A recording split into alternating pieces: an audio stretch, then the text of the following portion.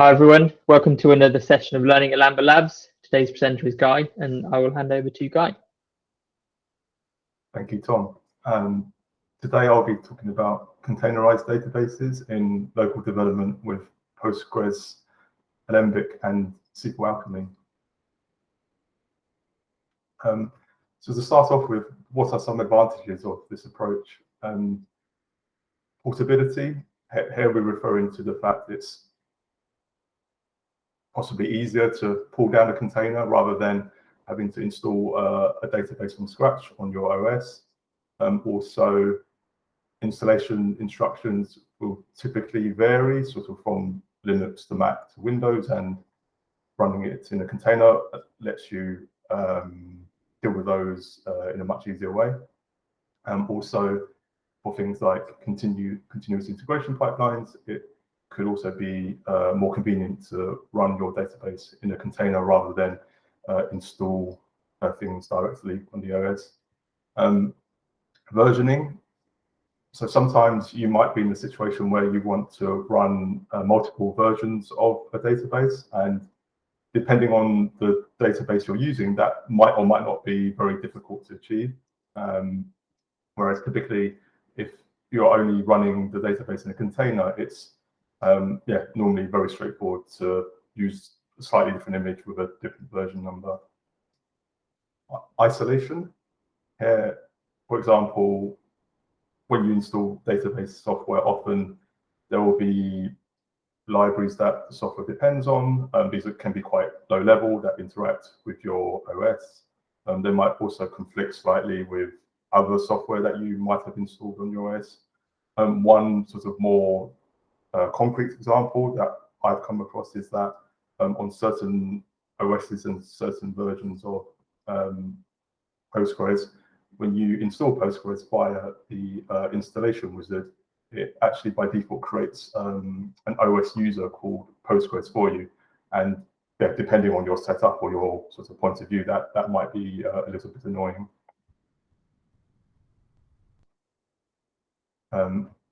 Disadvantages of this approach. So containers were originally designed to be stateless and temporary, and of course, when one thinks about databases, one is thinking in a more sort of stateful way, and that's obviously a key part of a database. So we're sort of going to see that in action, so to speak, by looking at how we run the initial schema migrations and the seeding of a database when you first get started on a project on your local development. We're going to be using Alembic and SQLAlchemy for that. And we're going to sort of see this in action now. To start off with, I'm going to run up a database container. It's a Postgres database.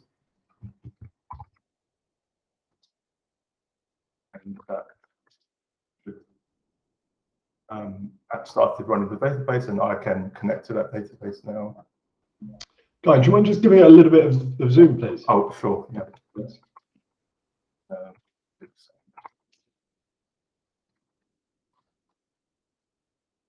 And we're going to connect to the database using a PSQL shell.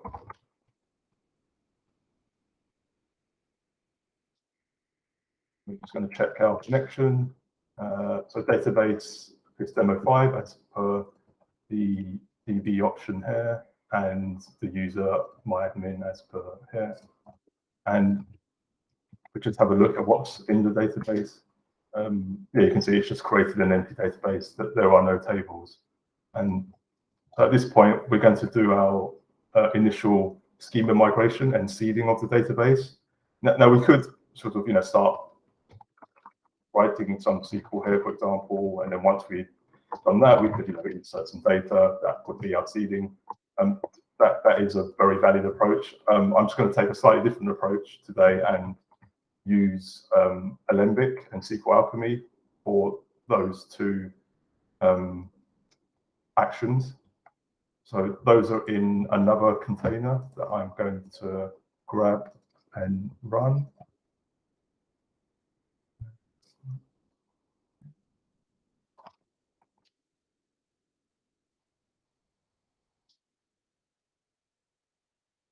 that says run some Alembic commands, and it's run a Python script. We'll see that in a little bit more detail, but just to have a look in the database now. You can see it's created a users table. If it's created some data, and yeah, just to see what that container is actually doing. It's just installing some packages and really copying some files over, and then running this migrate script. If we look in here, you can see it's auto-generated a migration, and then it's applied the migration here on line 6, and then we've seeded the database using the Python script. In terms of how that migration is created, it's using what it's detected in terms of a model here. So here's a SQLAlchemy model, and Alembic has basically looked at this and said, oh, you've declared this model, I can see in your database it doesn't exist, so I'm going to create a migration for you. And then we've run the migration by the upgrade head command. And in terms of the configuration on the Alembic side, yeah, there wasn't really much to do. These are all sort of auto-generated files. The only changes I had to make were to specify the SQL URL here. In here, I had to let Alembic know about the model that we just saw there. But otherwise, it was, yeah, just a case of using those two Alembic commands. And this is the seeding, this is the Python script, and yeah, it's just using SQLAlchemy to create that data. I mentioned, that containers are stateless, and the issue now is that if we were to come out of this session, if we were to stop the database container,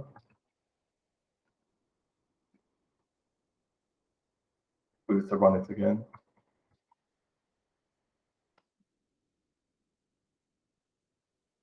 and open SQL again. See the data's gone, it hasn't persisted across the two container runs.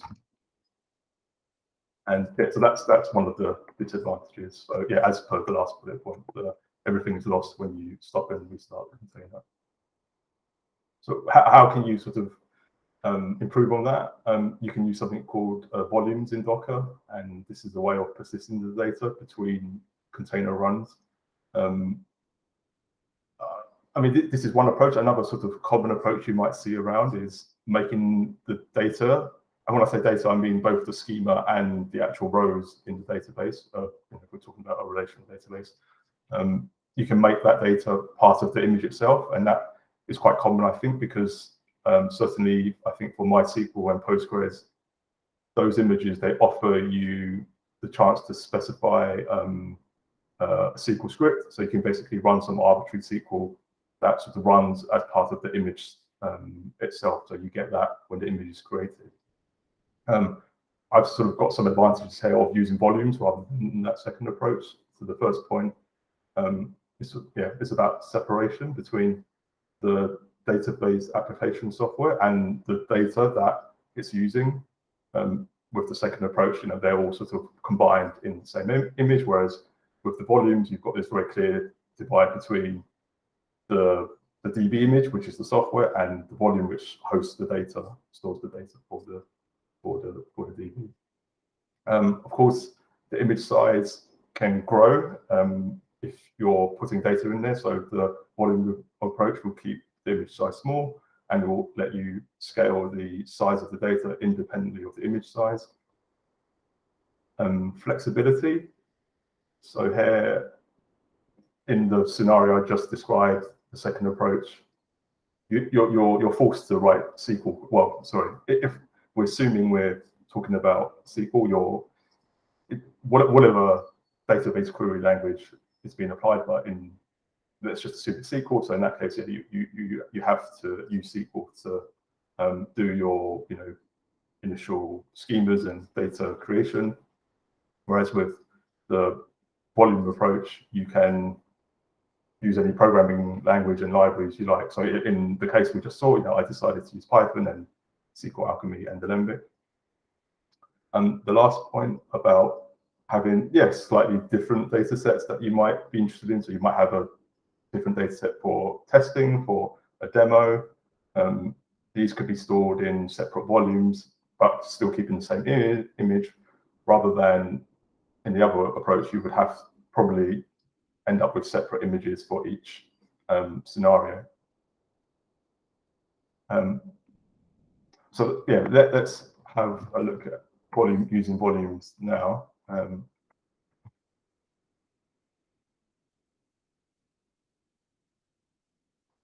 Start off with just enough.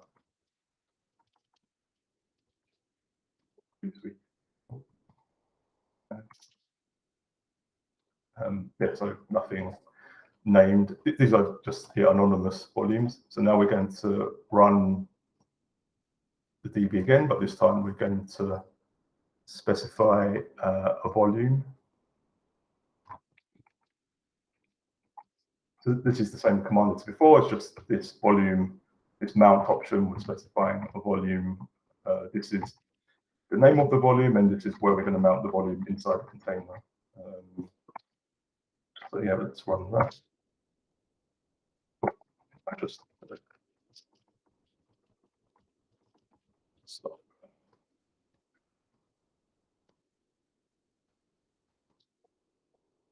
Okay. And if we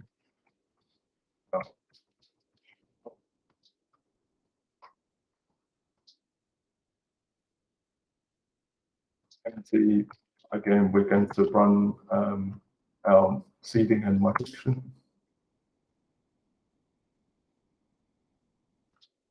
Okay. And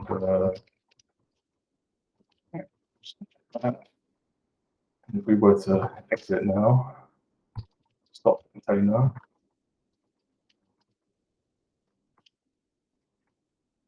start it again with the same command, invite shell.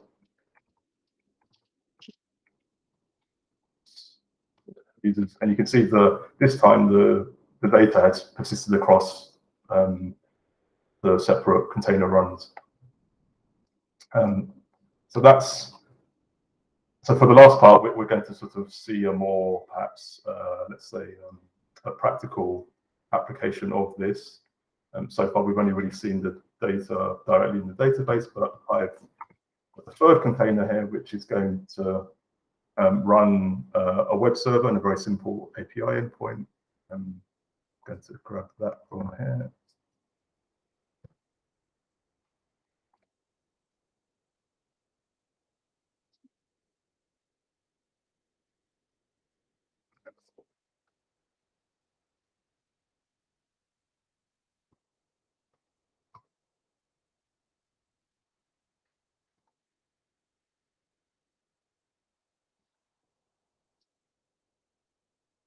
We can see the data in the database returned in this JSON response to the endpoint, and just have a look at what the web server is doing. It's using something called Falcon. It's got, this is the Docker file. So again, just copying some files, dependencies, and running app.py, which is there. Just starts the server, got the connection details for the database. This is our endpoint, and that is defined here. And yeah, that's using the same model as well. So now we're just going to imagine a fairly sort of standard example. We want to do something slightly different with our data. Here we've got, in our model, we're going to add a field. Say we wanted to add a field to this table for pie color. We would string, and then let's say we also wanted to have some different data as well to reflect that.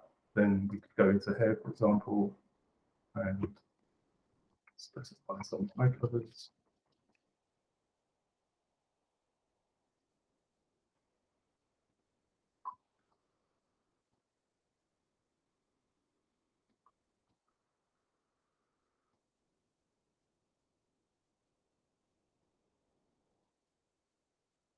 And at this point, what we could do is we could come into there.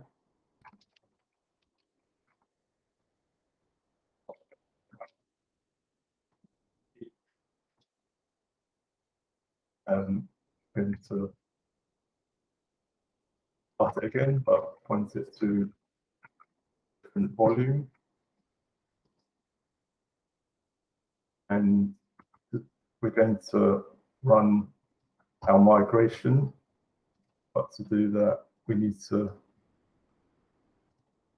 rebuild the Docker image to take into account the changes we just made. So for this one, we're just going to run that command. And similarly for the web server, I'm going to rebuild the Docker image.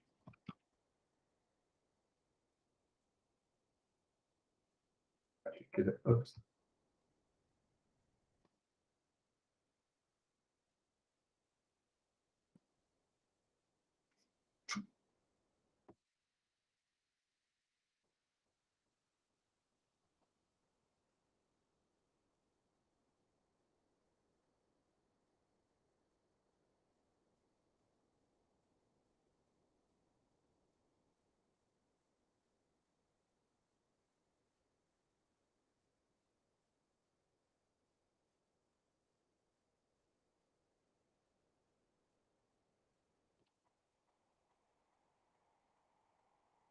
The image has been rebuilt. We're going to run the container now.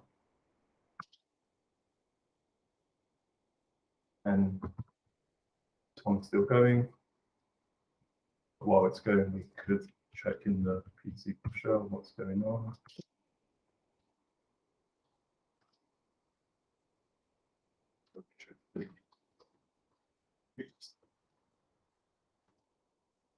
You can see the new column there. Also going to now we'll refresh this.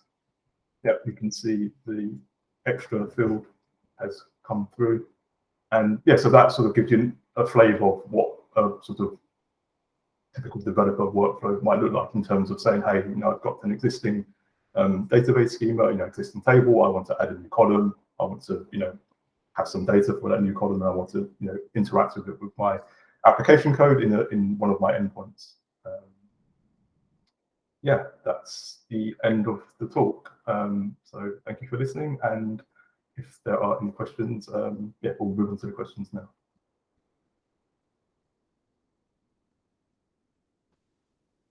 Thanks, Guy. I've got a question. So based on what you've just shown us, we could, I don't know, we could use Docker Compose or Kubernetes locally to run basically a local development run databases in containers, right? Now, as soon as, you know, whatever application we're developing goes into the cloud, then it's likely that we're going to make use of some sort of managed database service from AWS, GCP, or Azure, right? Mm-hmm. So I guess my question becomes, obviously, that what you've just shown here is a really good step in the right direction for local development, but are there any things that we can do to try and match our local setup for databases specifically more closely to, for example, let's say AWS RDS, right? I mean, does AWS RDS, does it make publicly available, if that's the right word, you know, the container, well, the image, should I say, if it's actually running different pieces of the database application, the database software, sorry, in the cloud? I mean, is that something that we can take and try and use locally, backed with a, you know, different volume running locally? I mean, I think the answer is no, but I think you can see where I'm going with the question, right? Yeah, in terms of bringing closer the local development environment and the production environment. Yeah, again, I've not firsthand seen like an RDS image. I have seen some other AWS images, but they're all normally to do with Lambda. So yeah, I think the expectation there is that, yeah, you do have that difference between local and production. There are also things like Moto, which I think do quite a good job of mocking certain AWS services. But again, that's a bit tangential to what I've showed here. You know, that's moving away from using containers, and I guess that's more to do with your test. But in terms of how could this sort of be extrapolated, for want of a better word, to a production environment?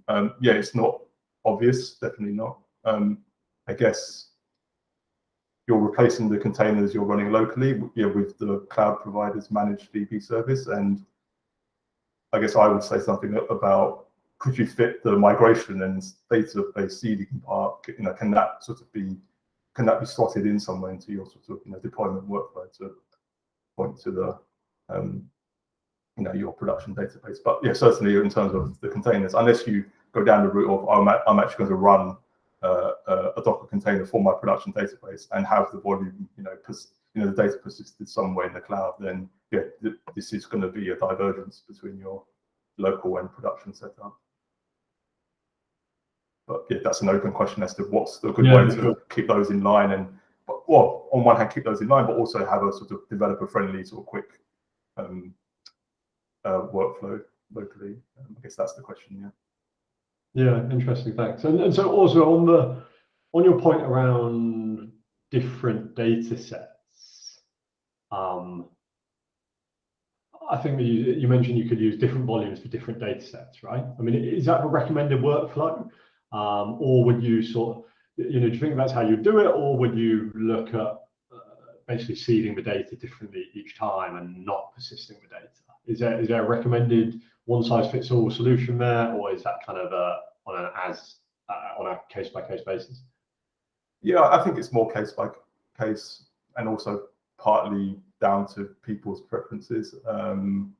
If it's very easy to sort of just create the new data set, and that way you don't have to bother keeping track of the volumes, then that could work. But equally, if it turned out for whatever reason that it's actually quite involved to create a particular data set, then I would suppose in that case it would be better to actually use give that data set a volume and give it a proper name, and have it either backed up or replicated somewhere, and trying to make it available for everyone in the team.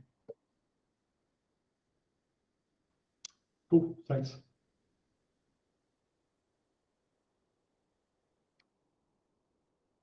Okay, well, I think then we're done for questions. So I think that's the end of the talk. Thanks, Guy. That was really interesting, and thank you, everyone.